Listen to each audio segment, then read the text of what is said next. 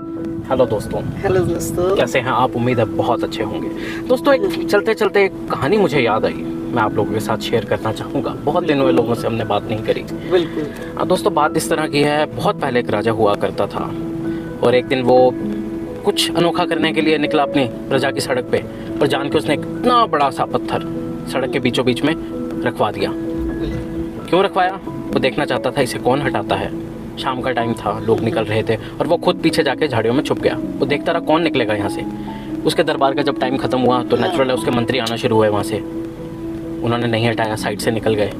उसके मर्चेंट्स आए, उसके व्यापारी लोग आए, शहर के उसकी प्रजा के रईसों से रईस लोग निकले, जवान लोग निकले, किसी ने नहीं हटाया। इनफैक्ट जोर जोर से चिल्ला के बोले राजा की मिसमैनेजमेंट है, देखो इसने क्या किया हुआ। बिल्कुल, राजा ने परीक्षा लेने की सोची होगी और देखा तो किसी ने नहीं हटाया। हाँ। देखता रहा जब सब लोग निकल गए और थोड़ा सा अंधेरा होने लगा, एक सब्जी वाला वहाँ पर आया।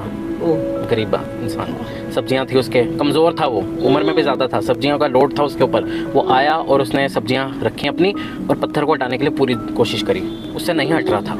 उसने फिर क्या किया, एक लकड़ी का टुकड़ा लाया और उससे खिसका के, मतलब आप ये समझे बहुत मेहनत लगी उसको, बहुत ज़्यादा मेहनत लगी दोस्तों।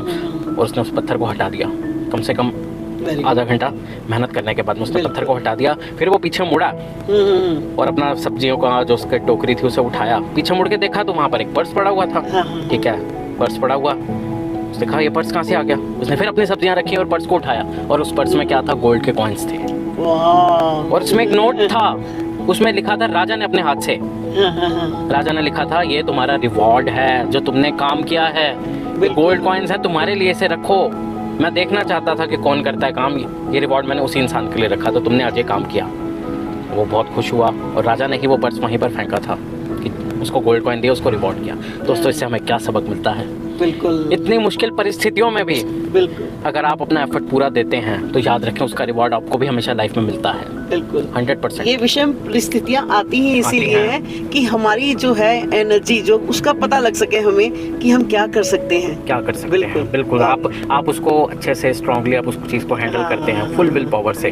बिल्कुल। और आपका देखिए आपको उस चीज़ का रिवॉर्ड यानी कि अच्छा मिलता ही मिलता है। कुछ मुश्किलें आती हैं तो आपको और स्ट्रांग करने के लिए और यहाँ पे है तो यहाँ ले जाने के लिए। Thank you so much. Thank you.